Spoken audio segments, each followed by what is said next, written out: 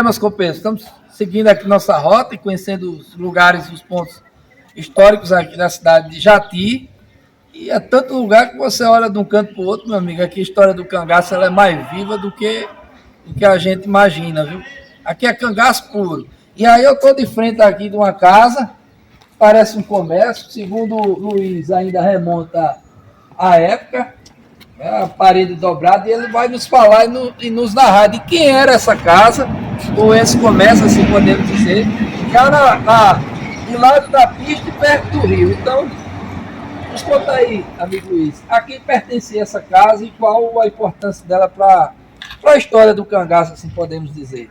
Olha, professor, nessa casa aqui morou um irmão de senhor Pereira, Joaquim Aureliano da Silva, Quinca Pereira. Ele foi um mensageiro do Padre Cícero.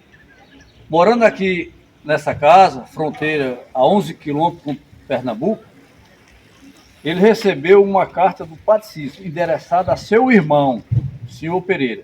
A carta rezava o seguinte teor: que ele abandonasse as lutas, as brigas entre a família Carvalho e Pereira, e suspendesse as armas e fosse viver vida diferente em terra distante. Então, aqui morava o seu irmão, ele era um apaziguador, ele não era muito violento, e ele foi encarregado dessa missão, o mensageiro do padre, a fazer essa relação de correspondência entre o padre e o senhor Pereira. Então, a carta saiu dessa casa. Para que as pessoas entendam, Fris, eu acabei de falar ali do episódio de Antônio Quelé, e vou falar agora do senhor Pereira. Quando a gente fala de senhor Pereira, a gente não engloba a família. Porque a família Pereira é uma família certa e honesta. Às vezes tem pessoas na história que criam controvérsias e muitas vezes acham que a pessoa está falando mal da família Pereira. Mas só para ficar bem as palavras, ele não era um senhor muito violento. Eu vou dizer que ele praticamente não era violento. Não era violento. Porque nem todos os irmãos do senhor Pereira achavam correto a questão que o senhor Pereira tinha em relação com a minha família, a família Carvalho.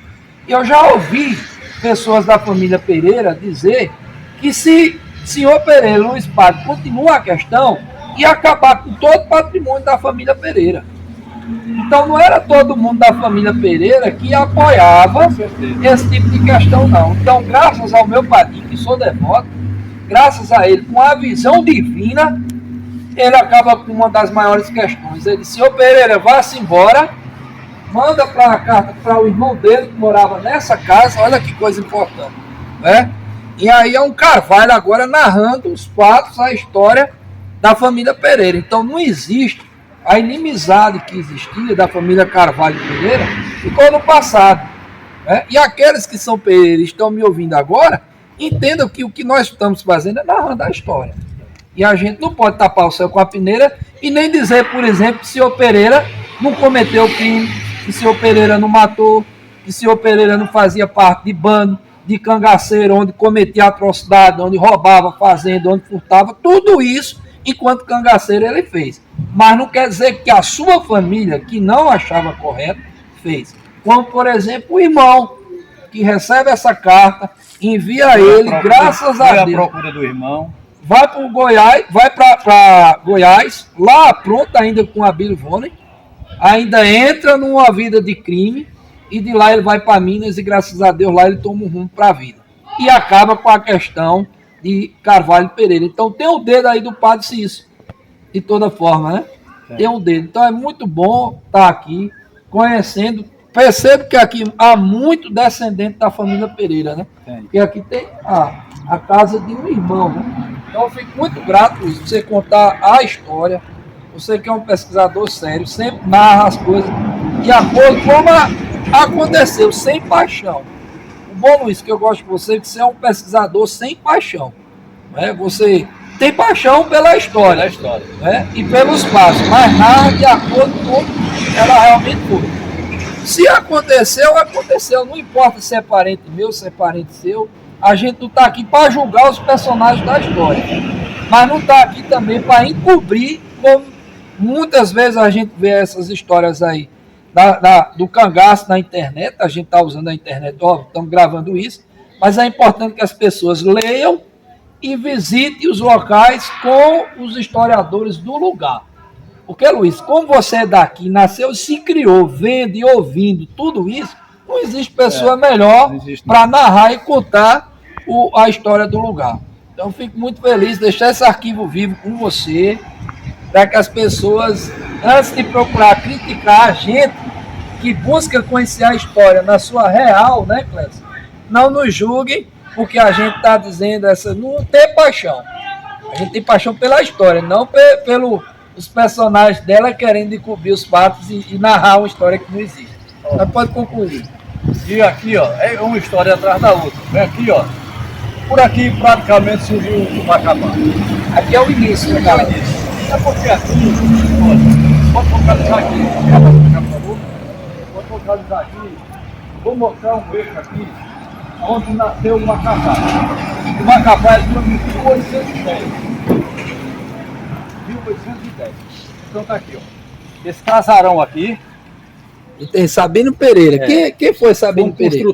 Construtor da UFCG. É parente também de Sebastião Pereira. É parente, é Pereira. Esses Pereira aqui, todos eles vieram do Pajeú. Todos vieram do Pajeú. Naquela briga lá, eles que não gostavam da questão, por se distanciar e procurando viver em outras terras. Então tá aqui, ó. Desse outro lado aqui, temos o Riacho dos Porcos. Esse é o maior rio do Cariri.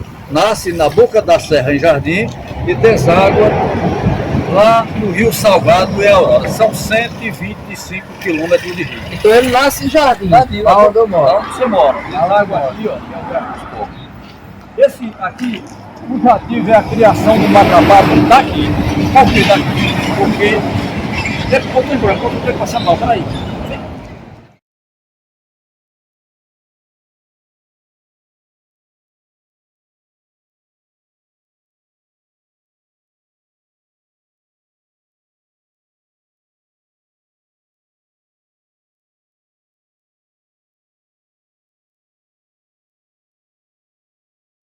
Pois é, pessoal, dando continuidade aqui com o Luiz, ele está mostrando aqui onde praticamente Macapá se iniciou, né?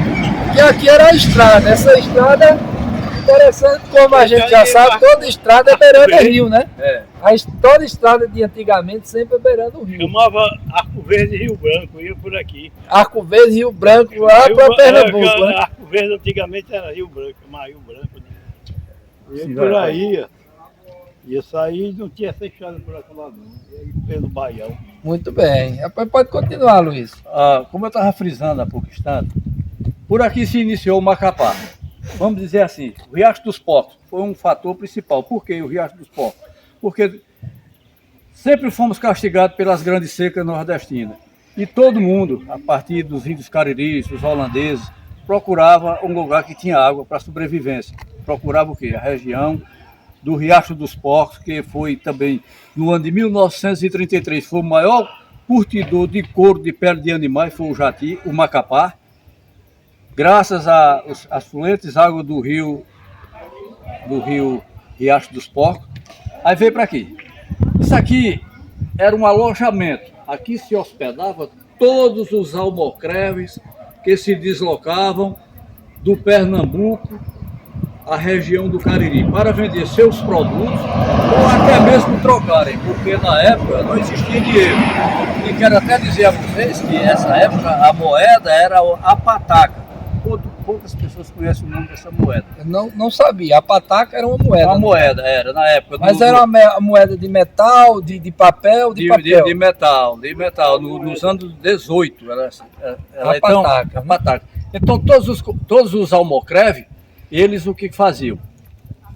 Dormiam aqui, nessa pensão, nesse casarão. Isso era um casarão. Aí foi mudada a estrutura da casa. Foi, mas era tudo em uma só aí, ó. Aqui era uma só. Então todos eles ficou assim, tipo como se diz, agora me falhou aqui a memória, um alojamento, uma cooperativa, né? Uma cooperativa. Então, os almocreves da região. Aqui era um ponto de encontro praticamente, como fosse um posto, né?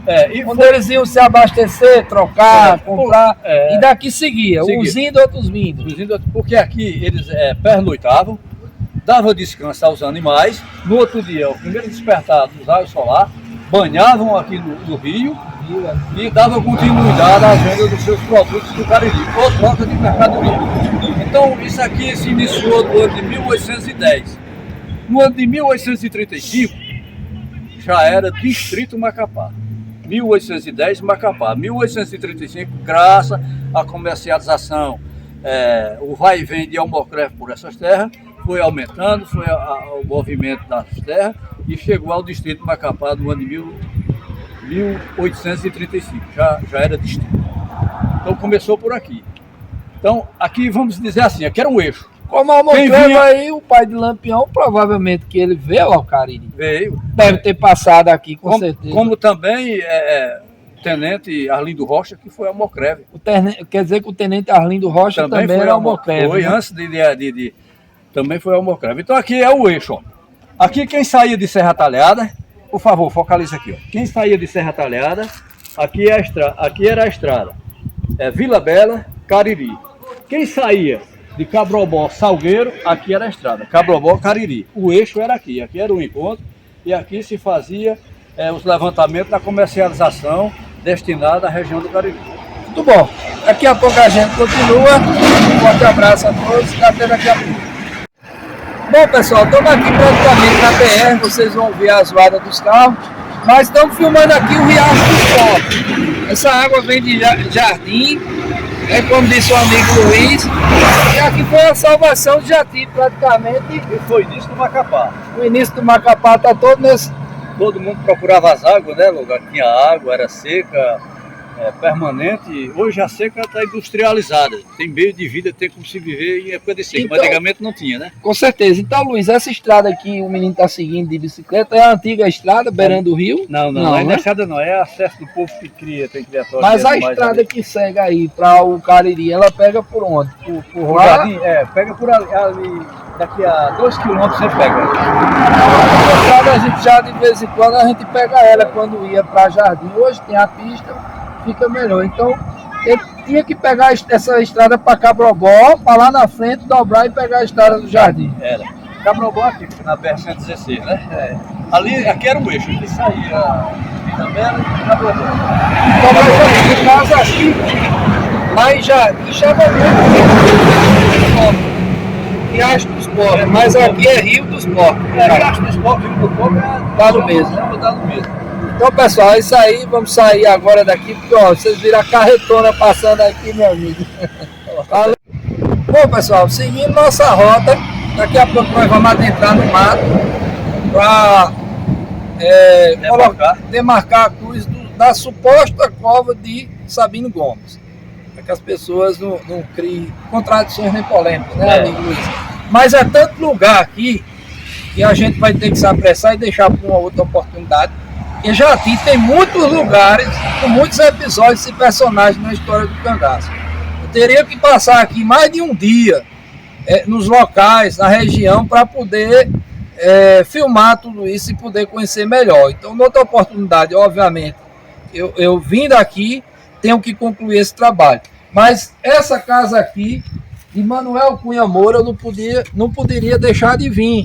É importante para aqueles que querem conhecer a história do cangaço, saber quem foi Manuel Cunha Moura. Então, nada melhor do que o Luiz, que é o pesquisador, historiador do local, que vai nos apresentar esse personagem.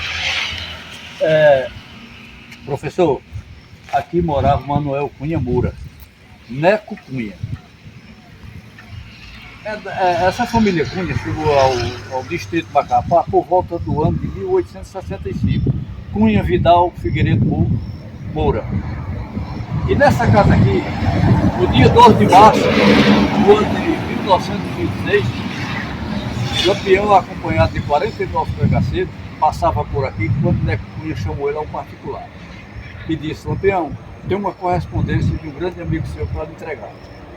E ele desceu do animal, adentrou e recebeu a carta. A carta rezava o seguinte teor: Sebastião Pereira da Silva, o cangaceiro senhor Pereira, que já se ausentava da nossa região, morando para Goiás, nas bandas de Goiás, mandou uma carta de convite a Lampião, convidando ele para se refugiar, suspender as questões via ele que o caminho estreitava para Lampião e fosse procurar vida nova em terra distante. Lampião recebeu a carta, leu e disse: quando voltar de Juazeiro, lhe dou a resposta da carta. Lampião não voltou por aqui, porque isso era uma estratégia de Lampião, não voltar pelo mesmo caminho. Mas Lampião teve em Macapá por mais 2 vezes. Neco Cunha comentava, e todas as outras 2 vezes Neco Cunha viu Lampião, no ano de 27 e no ano de 28, e não deu a resposta da carta do amigo. Para confirmar essa história, porque a história ela tem que ter veracidade, sustentabilidade no que se diz. No ano de 1971, quando os crimes de senhor Pereira prescreveram, e ele esteve em Serra Talhada, numa entrevista, muita gente já deve ter visto essa entrevista no YouTube, que o entrevistador, primo de senhor Pereira, Lorena, pergunta: senhor, é verdade que você convidou Lampião para refugiar-se no estado de Goiás? Ele disse: é verdade, sim. Fiz o convite, mandei o convite para ele. Essa carta foi entregue em Macapá, na casa do Mandel Pinheiro. Então aqui é um importante momento da história do cangaço, né? Porque aqui ele recebeu essa carta de senhor Pereira pedindo que ele deixasse o cangaço, mas infelizmente Lampião não deixou e seguiu outro rumo, que foi o rumo mesmo do banditismo, né? E nós sabemos já o fim dessa história, né? Então, fico muito grato, está sendo uma aula, espero que aqueles que estejam nos ouvindo venham um dia conhecer a história real, no lugar onde realmente os fatos ocorreram. E eu quero aproveitar esse ensejo dessa oportunidade aqui, que eu esqueci de falar da minha casa, o meu espaço cultural. Me procura ali no espaço cultural e lá vocês vão ver, se quiser a história, eu comento a história, eu mostro a história, porque o importante não é ficar por trás de biru, é ir no local, tem conhecimento do fato, vai atrás, corre atrás, pesquisa, analisa para você ter a sustentabilidade do que você conversa e do que você diz. Isso é muito importante na cultura do cangaço nordestino. Então está aqui na rua Sabino Pereira, número 37, o meu espaço cultural. Em breve estaremos inaugurando. Vou mandar convite para todo mundo que gosta da história do cangaço, que gosta das histórias da cultura, que gosta de ser conhecedor desses fatos. Valeu, pessoal. Forte abraço.